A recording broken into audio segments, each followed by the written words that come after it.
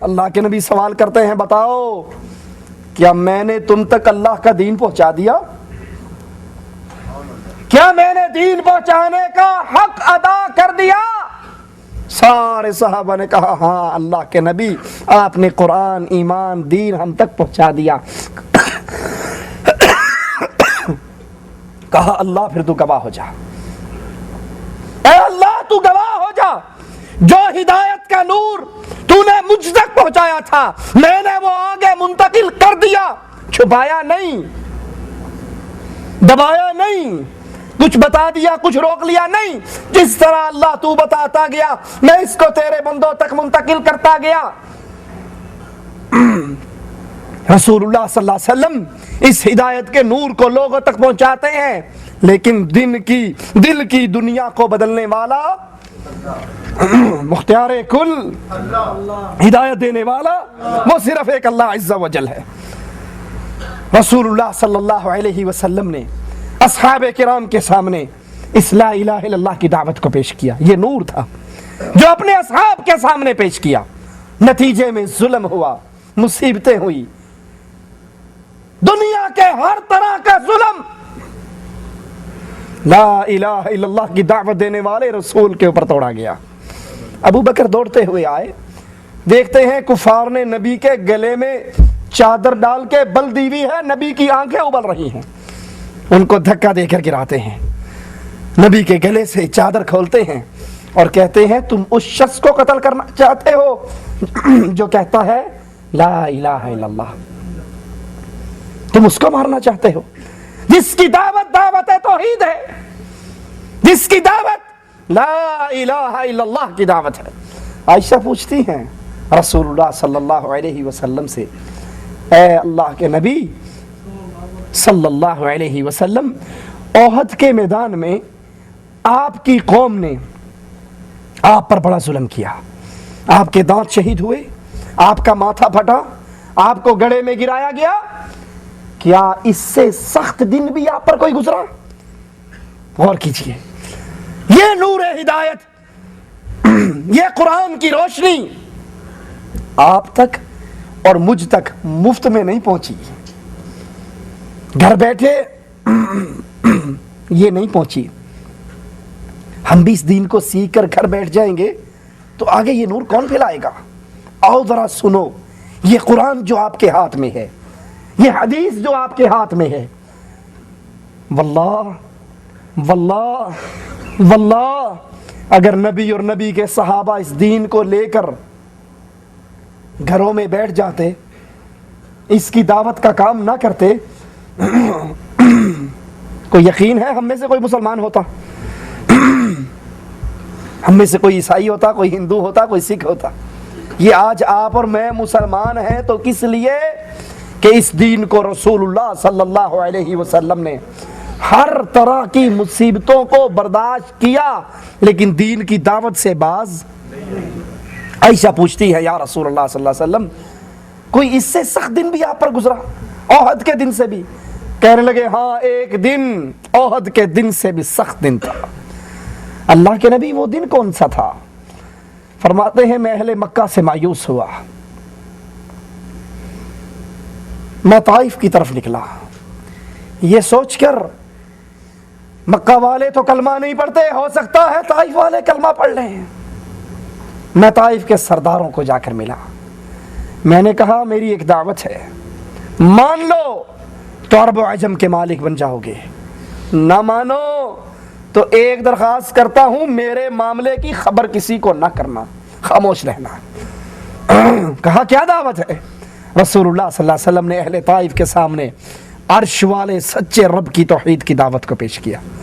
قولوا لا الہ الا اللہ، لا الہ الا اللہ کہہ لو، کامیاب ہو جاؤ گے۔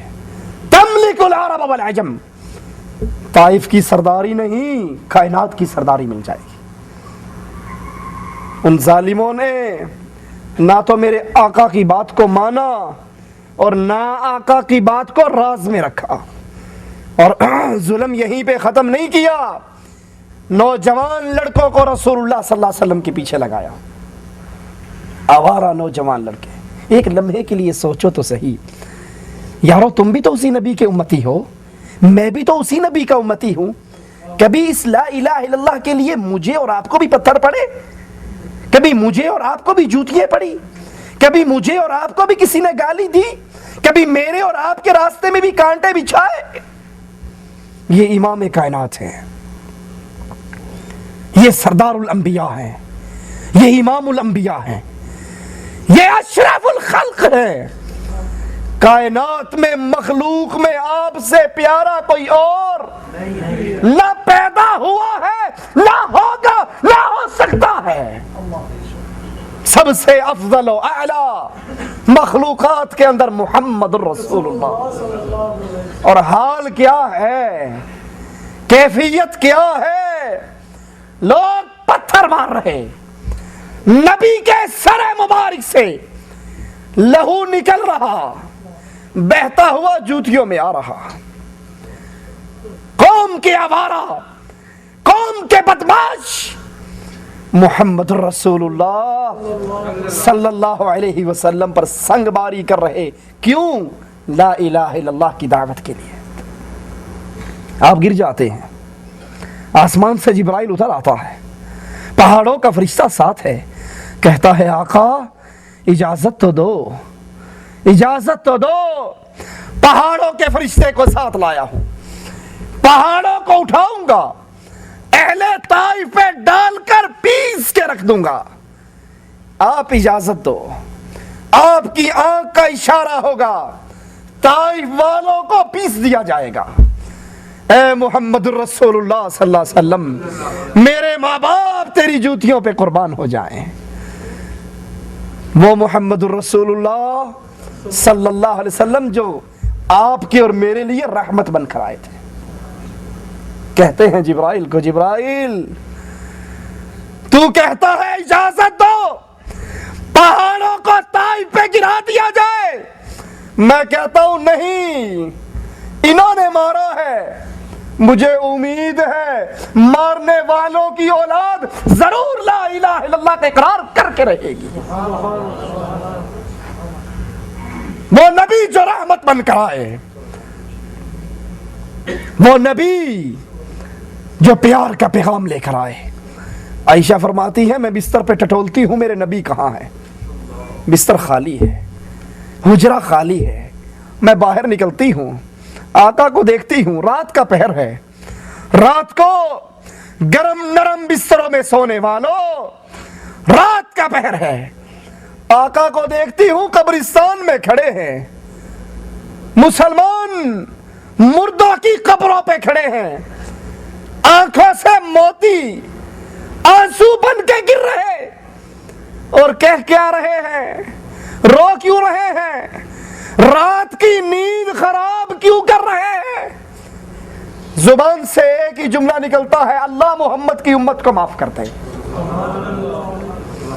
इतने प्यार करने वाले नबी, इतनी मोहब्बत करने वाले नबी, लेकिन एक सवाल आपसे और मुझसे बाकी बचता है, इतनी मोहब्बत करने वाले नबी की हमने मोहब्बतों का क्या लाज रखा है? सोचिए जरा। जो नबी दावत लेकर आए सल्लल्लाहु अलैहि वसल्लम, क्या उस दावत को मैंने आगे किसी तक पहुंचाया है? हम नबी की दावत का हमें डिश एंटीने ने, टेलीविजन ने, वीसीआर ने, गंदी फिल्मों ने, यहूदो नसारा ने ऐसा गुमराह किया।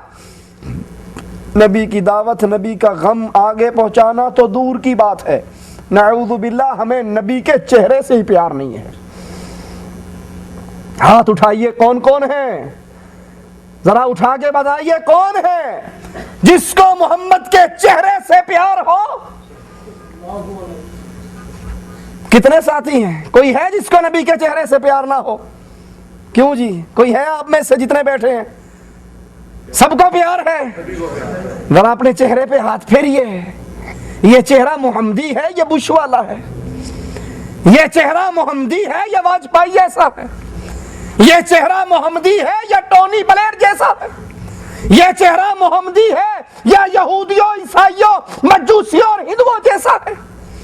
नबी हमारे लिए ताइफ में पत्थर खाते रहे, नबी हम तक दीन पहुंचाने